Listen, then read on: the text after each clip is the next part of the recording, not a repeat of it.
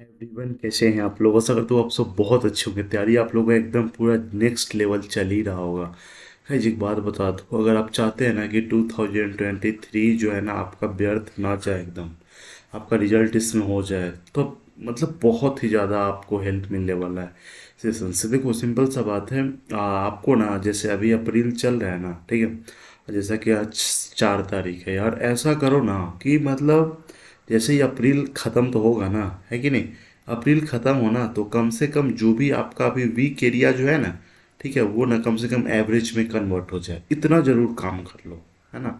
क्योंकि आपके पास ज़्यादा टाइम नहीं होगा कि अप्रैल मई और जून 3 महीना ही समय है, ठीक है। और जैसे अगर ये वाला जो भी आपका वीक सब्जेक्ट होगा, बाकी तो सबका ठीक ठाक रहता है। और जो एवरेज है ना, ठीक है, उसको करो कि हाँ थोड़ा सा वो गुड की तरफ आ जाए, ठीक है। और जो आपका गुड है ना, उसको कोशिश करो कि बेटर की तरफ आ जाए। ये हमेशा तरीका आपको अपनाओगे ना, तो बस काम आपका एकदम बल्ले बल्ले हो जाएगा। आइए सेशन का शुभारंभ करते हैं। सबसे पहले एक मोटिवेशनल कोट के साथ, जिसमें ये बताया गया ना कि योर फ्यूचर, ठीक है, आपका जो भविष्य है ना, always depends on what you have done today. ठीक है, हाँ, जो भी आप कुछ करोगे ना, आपका जो फ्यूचर होगा ना उसी के ऊपर डिपेंडेंट होगा, ठीक है। बात एकदम पूरा फिक्स है, इसमें कहीं कुछ ये वाला बात नहीं है। आज आप जो भी है ना, कल जो भी आपने किया था उसी का नतीजा आज आप है, ठीक है। तो ये भी आपको ध्यान में रखना है। यहाँ तक अगर भी देखें तो सेशन पे अगर पहली बार है तो आपको सब्सक्राइब जरूर इसलिए कर लेना है ना, ताकि रोज का नोटिफिकेशन आपको ऑलरेडी जब भी मैं वीडियो डालूँ उसका टाइम पे मतलब मिल जाए एकदम, है ना। तो चलिए सेशन का शुभारंभ करते हैं। यहाँ पे जैसे एक पजल है, पजल को हम लास्ट में बनाएंगे। क्या तरीका आपको अपनाना है, सबसे पहले यहाँ पे ना हम लास्ट से ही चलते हैं। ब्लड रिलेशन का क्वेश्चन है ना, इसको सॉल्व करते हैं। पहले देखो यहाँ पे क्या कहा जा रहा है कि 9 लोग हैं, ठीक है। 9 लोग हैं, ए से लेके आई तक। इतना तो आपको जरूर पता होगा कि चलो क्या है, ए है, बी है, सी है, डी है, ई है, एफ है, जी है, एच है और आई है, ठीक है। 9 लोग हो गया। और यहाँ पे सबका ये कहा जा रहा है कि ईच चाइल्ड, हर एक जो चाइल्ड है ना उसका दोनों पेरेंट जो है ना लाइव है, जिंदा है, ठीक है। चलिए कोई बात नहीं, बहुत अच्छी बात है, होना भी चाहिए भाई। यहाँ पे क्या कहा, D is the spouse. Spouse मतलब क्या होता है, हस्बैंड वाइफ, लेकिन यहाँ पे जेंडर क्लियर नहीं है। यहाँ पे D is the spouse of wife, इसका मतलब है कि डी और एफ जो आपस में पति पत्नी है। कौन पति है कौन पत्नी है इसका अभी कोई क्लियरिफिकेशन नहीं है, ठीक है। F who is the only sibling of A, F जो है ना ए का सिबलिंग है। सिबलिंग का मतलब क्या होता है, भाई बहन, कुछ भी एकदम क्लियर नहीं रहते यहाँ पे। B is the daughter in law of C, अभी कोई ज़्यादा पता नहीं है। C who is marriage to A, देखो सी का शादी किसके साथ हुआ है, सॉरी यहाँ पे ना हमको लिखना है सी, ठीक है। हाँ, सी का शादी ए के साथ हुआ है, ठीक है। A C, C who is marriage to A, B is the daughter in law of C. B is the daughter in law, इसका मतलब है कि इसका जो बेटा है ना, ठीक है, मतलब ए और सी का जो बेटा है ना उसका शादी बी से हुआ है। मतलब पतोहू पुतोहू पतोहू जो भी बोल रहे हैं बोलो। ई और H the male member of the family, अभी जहाँ पे आएगा वहाँ पे देख लेंगे, ठीक, ई और एच, ठीक है। H is the only child of F, H is the only, sorry, हाँ, H is the only child. यहाँ पे एच और ई जो मेल मेंबर है, इसका मतलब क्या है, एच जो है मेल मेंबर ही होगा, ठीक है। और आगे क्या कहा जा रहा है, I is the father of A, I is the father of A who is the only son of G, A is the only son of G. देखो अगर इसका जेंडर अगर क्लियर है तो इसका भी जेंडर क्लियर हो गया। ओनली सन ऑफ जी, इसका मतलब जी का शादी किसके साथ हुआ है, आई के साथ होगा, तभी तो आपस में पति पत्नी हो गया ना। अच्छा कितना लोग हो गया, 1 2 3 4 5 6 7 8 9, 9 लोग हो गया ना। एक जगह कौन बचा, ई और एच, कौन सा भाई, ई ना, हाँ, ई यहाँ पे कर दिए, दोनों मेल मेल हुई है, ठीक है। अच्छा यहाँ पे ना डी और एफ में क्लेरिफिकेशन कैसे होगा, यहाँ पे कुछ बात कहा गया है कि ये जो है ना वनली सन है। अगर वनली सन है मतलब ये डॉटर हो जाएगा, जैसे ये डॉटर हुआ तो ये हस्बैंड हो गया। मतलब आई, ये जो है ना एफ जो है, आई, आई का क्या है, बेटी है और ये बेटा है, ठीक है। सबका जेंडर एकदम क्लियर हो गया। हर एक चाइल्ड का दोनों पेरेंट लाइव है, हर एक चाइल्ड का दोनों पेरेंट लाइव है ना। हो गया एकदम। मतलब ऐसा देखो, इसके ऊपर ना 3 क्वेश्चन एकदम फिक्स रहता ही रहता है। फिक्स है कि हाँ 3 क्वेश्चन कम से कम आएगा ही आएगा, है ना। इस तरीका पसंद आ रहा है जरूर इसको शेयर के, चैनल पे पहली बार तो आपका सपोर्ट तो बनता है ना, है कि नहीं। सिलॉक्स का क्वेश्चन यहाँ पे देखिए क्या कहा जा रहा है, बहुत ही ज़बरदस्त है एकदम पूरा। मतलब ये ना, मतलब पीओ में, क्लर्क में नहीं, पीओ में पूछा जाता है इस लेवल का, है ना। नो ए इज बी, देखो ए है और बी है, ठीक है।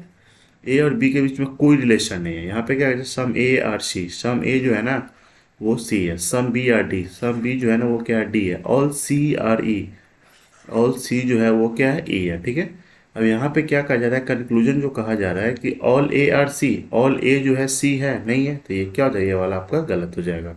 सम C are definitely not B, कुछ सी जो है ना वो बी नहीं है। देखो यहाँ पे अगर ए और बी का कोई रिलेशन नहीं है, ठीक है, और ए और सी का ये वाला पार्ट तो है ना यहाँ पे, इसीलिए कहा जा रहा है कुछ सी जो है डेफिनेटली बी नहीं है। ये इसका मतलब ये वाला बात आपका सही है, क्योंकि ये वाला जो पोर्शन है सो एकदम ये तो बी नहीं ना हो सकता है। वही बात है यहाँ पे, some D are definitely not C, some D जो है डेफिनेटली नॉट सी। देखो यहाँ पे इसका अगर ए के साथ बोलता तब तो काम चलता भी चलता है, ठीक है ना, और ये रहता कि some D are definitely not A, तब सही रहता है ना। लेकिन यहाँ पे सी के बारे में बोला है, इसलिए ये वाला क्या हो जाएगा, गलत हो जाएगा। इसलिए ऑप्शन आपका कौन सा, पहला वाला ऑप्शन इसका सही हो जाएगा। एक और सिलॉक्स का है, जैसे देखो यहाँ पे सम रेड इज वाइट, देखो कुछ रेड जो है ना वो क्या है, वाइट है। नो वाइट इज ब्लू, ठीक है, ऑल ब्लू इज येलो, ठीक है, इस दोनों के बीच में कोई रिलेशन नहीं, किसे किसके बीच में, वाइट और ब्लू के बीच में, ठीक है। और कंक्लूजन क्या कहा जा रहा है कि some red is not blue, देखो रेड यहाँ पे है और यहाँ पे आपको ये पता है ना व्हाइट और ब्लू के बीच में कोई रिलेशन नहीं है, और रेड के को लेकर के कह रहा है कि कुछ रेड जो है ब्लू नहीं है, इसका मतलब ये वाला आपका सही है, क्योंकि ये पोर्शन तो है ना पूरा का पूरा व्हाइट जो है ब्लू नहीं है, तो ये वाला जो पोर्शन कम से कम ये तो ब्लू नहीं ना होगा, इसलिए ये वाला सही हो जाएगा। Some white can be yellow, some white can be yellow, हाँ ये तो इसमें हो ही सकता है, एकदम कुछ पार्ट तो इसमें जा ही सकता है ना, पूरा का पूरा जा सकता है येलो। और ये रहता है कि all yellow, all white being yellow is a possibility, तो भी सही रहता है, ठीक है। और चाहे यही रहता all white can be yellow, तो भी सही रहता है। सम येलो इज नॉट वाइट, देखो सम येलो इज नॉट वाइट, ये भी आपका सही है। क्यों सही है, क्योंकि देखो यहाँ पे व्हाइट और ब्लू का कोई रिलेशन नहीं है, ठीक है, और कम से कम ये वाला जो पोर्शन है ना ये तो येलो नहीं ना ये वाइट नहीं ना हो सकता, इसीलिए ये वाला भी आपका सही हो जाएगा, ठीक है। मतलब ऑन ऑल कंक्लूजन फॉलो, इसका सही आंसर हो जाएगा। कई इस तरीका पसंद है जरूर आप इसको शेयर कर, चैनल पे पहली बार है तो सपोर्ट तो बनता है चैनल सब्सक्राइब करके, है ना। चलिए अब आते हैं पजल पे, एकदम बहुत ही ज़बरदस्त है, पीओ प्रीलिम्स का पजल है ये, ठीक है। इसके ऊपर बेस्ड मतलब कई बार एग्जाम में क्वेश्चन पूछा जाता है, ठीक है ना। तो आइए बनाते हैं इसको, ठीक है। कैसे करना है आपको एग्जाम में, अगर मैं होता आपकी जगह पे तो कैसे करता, सेम चीज़ आपको वही फिल अप बनाना है। जैसे यहाँ पे क्या कहा जा रहा है, 8 लोग हैं, ABCDEFGH, ठीक है। सर्कुलर टेबल पे फेस कर रहा है सेंटर की तरफ, ठीक है। जैसे यहाँ पे हम दो पॉसिबिलिटी ले लेते हैं हमेशा, देखो ये हो गया, ठीक है, 4 5 6 7 8, ठीक है। एक और हम यहाँ पे ले लेते हैं, 2 2 4 2 6 2 8, ठीक है। सब सेंटर की तरफ फेस करें तो ज़्यादा झमेला नहीं है, लेकिन ये कई बार मन में होता है ना कि हम स्टार्टिंग कहाँ से करें। देखो आप स्टार्टिंग से भी कर सकते हो, कोई दिक्कत वाला बात नहीं है, लेकिन आपको ये भी करना चाहिए कई बार जिसका चर्चा ज़्यादा रहता है, कोई बात नहीं। देखो यहाँ पे सी वगैरह EC से शुरू है, देखो यहाँ सी है यहाँ सी है, भले निगेटिव पॉजिटिव कुछ तो मीनिंग में है ना, मतलब यहाँ से हम शुरू कर सकते हैं, कोई दिक्कत नहीं। तो यहाँ पे E is second to the right of C, तो मान लेते हैं सी यहाँ पे है, इसमें भी सी यहाँ पे है, ई सेकेंड टू द राइट, अगर ये अंदर की तरफ फेस करा तो ई यहाँ पे हो जाएगा, इस वाले केस में भी ई हो गया, यहाँ पे हो गया, ठीक है। ये वाला लाइन हो गया, none of them the neighbour of A, अभी ये तो आता पता है ही नहीं ए कहाँ पे है, ठीक है, कोई दिक्कत नहीं है।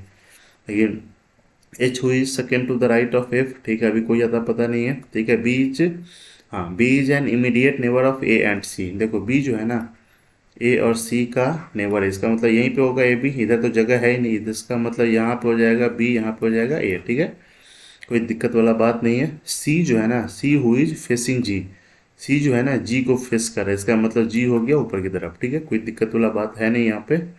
अब आगे क्या कहा जा रहा है, अब ऊपर की तरफ आधा कुछ कुछ छोटा मोटा उसको पूरा करते हैं, है ना। और हाँ ये बात अब देखो फुलफिल भी हो गया ना कि नन ऑफ देम, मतलब ई और सी जो है ना ए का नेबर नहीं है, मतलब ई और सी ए का नेबर नहीं है, ई और सी ए का नेबर नहीं है अभी तक, ठीक है। It's second to the right of F, ठीक है। F who is immediate neighbour of E, F जो है ना इमीडिएट नेबर ई, इसका मतलब एफ एक यहाँ पे हो जाएगा, दूसरा में एफ यहाँ पे हो जाएगा।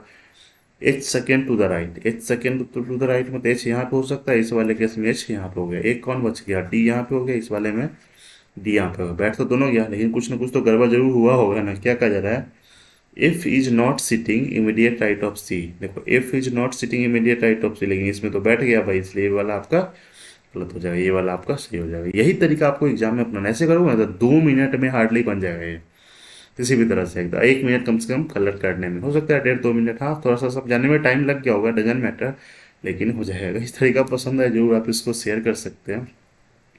चैनल पे पहली बार तो आपका सपोर्ट तो बनता है ना यार। चलिए बाय बाय, टेक केयर।